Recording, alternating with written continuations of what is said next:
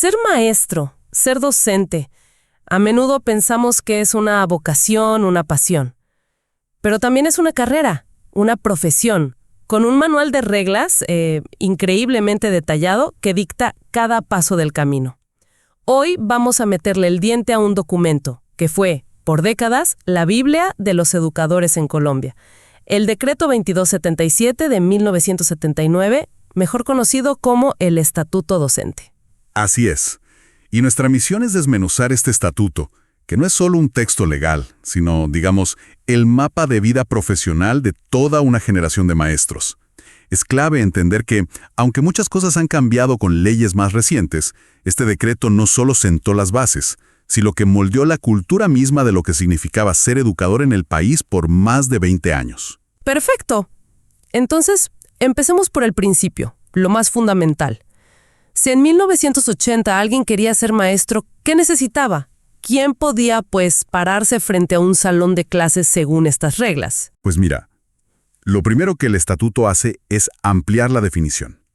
Ser educador no era solo el que dictaba la clase. Ok. El término incluía directores, coordinadores, supervisores, prácticamente a todo el personal directivo y de apoyo pedagógico. Y les daba un estatus muy particular, el de empleados oficiales de régimen especial. Espera un momento. Régimen especial. Eso suena importante. ¿Qué significaba en la práctica? Que jugaban con reglas distintas al resto de los funcionarios públicos. Exactamente. Significaba que tenían su propio universo de normas. Su forma de ser contratados, de ascender, de ser sancionados y hasta despedidos, todo estaba contenido en este decreto, no en las reglas generales del servicio civil. Los ponía, digamos, en una burbuja con sus propias garantías y exigencias. Una burbuja que, me imagino, no incluía a todos. ¿Qué pasaba con los profesores de colegios privados? Ahí el estatuto trazaba una línea muy clara. A los docentes del sector privado se les aplicaban las reglas del juego en lo que respecta a la clasificación, al famoso escalafón del que ya hablaremos, y a los cursos de capacitación. Ajá. Pero su contrato, su sueldo, sus vacaciones, todo eso se regía por el Código Sustantivo del Trabajo, como cualquier otro empleado de una empresa privada. Eran dos mundos laborales paralelos. Entendido. Ahora, aquí es donde la cosa se pone realmente interesante para mí. El decreto no se andaba con roderos a la hora de exigir títulos. Era extremadamente específico. Para nada. Era un sistema muy jerarquizado desde el principio. Para enseñar en preescolar o primaria, la puerta de entrada era ser como mínimo bachiller pedagógico. Pero si querías enseñar en secundaria, la cosa cambiaba. Ya no bastaba con el título, tenías que tener un cierto rango, un estatus probado. ¿Cómo así? Se te exigía estar clasificado, por lo menos, en el 4º grado de un sistema de 14 niveles. O sea que para enseñarles a los adolescentes no solo tenías que saber, sino que tenías que haber recorrido ya un camino. El sistema te obligaba a tener una trayectoria antes de darte esa responsabilidad. Correcto. Y para los grados más altos, el bachillerato, las exigencias eran aún mayores. Pero lo fascinante es que el propio decreto tenía los pies en la tierra. Reconocía que Colombia no era homogénea. Claro. Incluía una excepción clave. En zonas rurales de difícil acceso o en comunidades indígenas, donde era casi imposible encontrar un licenciado, se permitía nombrar a bachilleres de cualquier tipo. Ah, mira. O incluso a miembros de la comunidad que fueran bilingües, aunque no tuvieran el título formal. Eso suena muy pragmático, una solución necesaria. Pero, ¿no se corría el riesgo de crear una educación de primera y de segunda clase, donde los estudiantes de las zonas más vulnerables recibían, al menos temporalmente, a los profes menos calificados? Es una tensión real, y el decreto intentaba manejarla. La medida era pragmática, sí, pero no era un cheque en blanco. Tenía una condición muy estricta. Esas personas nombradas por excepción tenían un plazo máximo de 3 años para formarse y para inscribirse formalmente en el sistema de clasificación. Ah, ok, había un límite. Era una puerta de entrada temporal que te empujaba, casi a la fuerza, a profesionalizarte. Buscaba garantizar el servicio sin sacrificar la calidad a largo plazo. Has mencionado esa palabra varias veces, y suena que es la pieza central de todo este rompecabezas, el escalafón. No parece ser solo una escalera para ascender, sino el sistema operativo completo de la carrera de un maestro. Vamos a desmenuzar qué era exactamente. Lo has definido perfectamente. El escalafón era el corazón del estatuto. Era el sistema oficial que clasificaba a todos los educadores en 14 grados, del 1 al 14. Y esta clasificación no era honorífica, era todo. Determinaba tu salario, tus posibilidades de ascenso y tu estatus profesional. Inscribirte en el escalafón era el acto que te convertía oficialmente en un docente de carrera. 14 escalones. ¿Y cómo se subía? ¿Era solo cuestión de tiempo, de antigüedad? ¿O era más complejo? Mucho más complejo. El ascenso era una fórmula que combinaba 3 ingredientes: tu título académico, tus años de experiencia y los cursos de capacitación que hubieras completado. No podías subir si te faltaba uno de ellos. El sistema estaba diseñado para que un maestro nunca pudiera quedarse quieto. Siempre tenía que estar enseñando, pero también estudiando.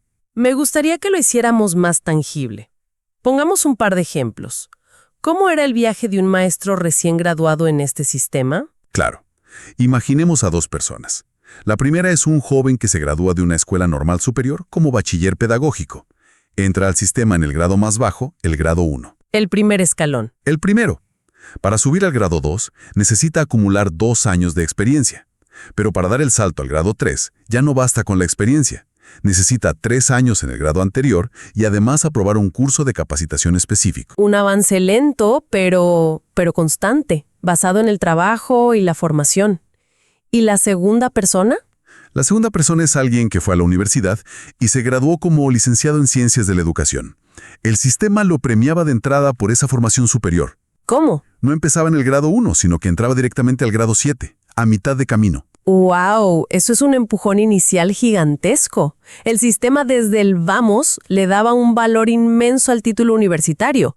¿No creaba eso una especie de brecha o de clases entre los maestros normalistas y los licenciados, incluso si ambos estaban en el mismo colegio? Sin duda, creaba jerarquías muy marcadas desde el primer día. Un licenciado no solo ganaba más, sino que su ruta hacia la cima del escalafón era mucho más corta. Para llegar al grado 14, el Olimpo de la carrera docente, un licenciado ya tenía la mitad del camino recorrido. A partir de ahí, necesitaba la experiencia, los cursos y un requisito de élite. ¿Cuál era? Tener un título de posgrado o haber escrito y publicado una obra científica o pedagógica de reconocida importancia. Se premiaba la producción intelectual. Y había otros incentivos interesantes, ¿verdad? Leí algo sobre cómo se contaba el tiempo de servicio en zonas rurales. Sí, ese es un detalle que revela mucho sobre las prioridades del sistema. El tiempo de servicio en zonas rurales consideradas de difícil acceso contaba doble para ascender en el escalafón. ¿Doble? Cada año trabajado allí valía por 2. Doble tiempo. Es un incentivo enorme, pero ¿era realmente suficiente para compensar las dificultades, el aislamiento, la falta de recursos? ¿O era más bien un parche para un problema estructural? Es la gran pregunta. Era un estímulo muy poderoso en papel, sin duda. Buscaba que los maestros no vieran esas plazas como un castigo, sino como una oportunidad para acelerar su carrera. Además, el sistema también incentivaba la formación académica de otras maneras. Obtener un título de posgrado, como una maestría, podía convalidarse por 3 años de experiencia. Ah, mira qué bien. Escribir un libro de texto o una investigación pedagógica te sumaba 2 años por cada obra. El mensaje era claro. No te limites a repetir lo que sabes. Produce conocimiento, sigue estudiando. De acuerdo, entonces el panorama es claro. Un sistema de ingreso muy regulado y una ruta de ascenso que parece un videojuego con reglas muy definidas, donde acumulas puntos por experiencia, estudio y producción. Ahora, una vez que un maestro estaba dentro y ascendiendo, ¿qué tan seguro era su puesto? Hablemos de la estabilidad. La estabilidad era el gran promesa, el pilar central de este pacto. Un educador escalafonado en el sector oficial gozaba de una protección laboral casi absoluta. Casi absoluta. Sí, no se le podía despedir así como así. Para sacarlo del sistema, primero había que excluirlo formalmente del escalafón, y eso solo podía ocurrir después de un proceso disciplinario muy riguroso. Claro. Que demostrara sin lugar a dudas o una total ineficiencia profesional o una falta grave de conducta. Era prácticamente un blindaje. ¿Qué otros derechos importantes les garantizaba el estatuto? Tenían varios derechos fundamentales consagrados. el derecho a asociarse en sindicatos, que es clave en la historia del magisterio colombiano. Cierto. El derecho a recibir su salario puntualmente, el derecho a participar en programas de capacitación financiados por el Estado. Y uno muy importante para la época en que se escribió el decreto. Sí. El derecho a no ser discriminado ni perseguido por sus creencias políticas o religiosas. Suena a un paquete de beneficios y protecciones muy robusto, pero toda esa seguridad debía tener una contraparte, ¿no? Tanta protección seguramente venía acompañada de grandes responsabilidades y un código de conducta muy estricto. Por supuesto, el régimen disciplinario era el otro lado de la moneda y era igual de detallado y severo. Había una larga lista de deberes, desde cumplir la Constitución y las leyes hasta ser eficiente en el aula y mantener una conducta pública decorosa, pero donde el estatuto mostraba sus dientes eran las causales de mala conducta. ¿Qué tipo de acciones se consideraban una falta tan grave como para poner en riesgo toda una carrera? La lista era larga y contundente. Iba desde lo que uno esperaría, como malversar fondos, falsificar documentos para ascender o vender notas, Lo lógico. hasta prohibiciones muy específicas como aplicar castigos físicos o denigrantes a los estudiantes. También se sancionaba el presentarse a trabajar habitualmente en estado de embriaguez o bajo el efecto de drogas. Leí una causal que, vista desde hoy, es realmente chocante.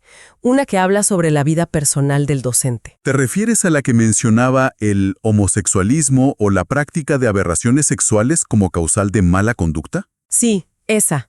Sí, es una línea que congela la sangre al leerla en el siglo XXI. Es que es increíble.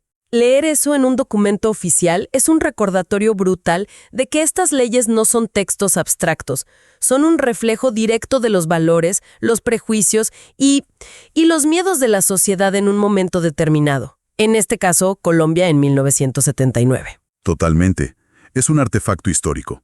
Esa cláusula, que hoy sería inconstitucional y una violación flagrante de los derechos humanos, en ese momento era legal y reflejaba las normas sociales y el código penal de la época.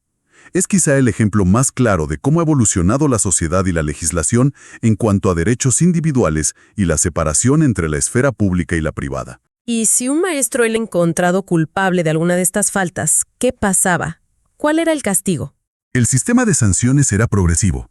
Por faltas menores a los deberes, las sanciones iban desde un simple llamado de atención verbal hasta una suspensión de 30 días sin sueldo. Ok. Pero si la falta era catalogada como mala conducta, las consecuencias atacaban directamente el corazón de la carrera, el escalafón.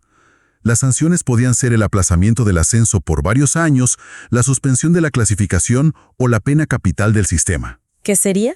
La exclusión definitiva del escalafón. La exclusión definitiva.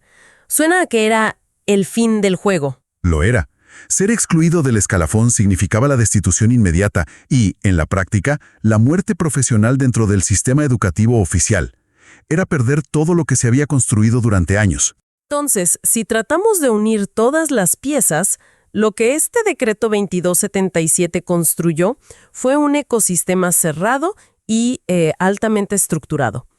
Creó una carrera de vida para los docentes, con una ruta muy clara de inicio a fin. El escalafón era la columna vertebral que lo regulaba todo, premiando una mezcla de méritos académicos y experiencia en el aula. Y el pacto era simple.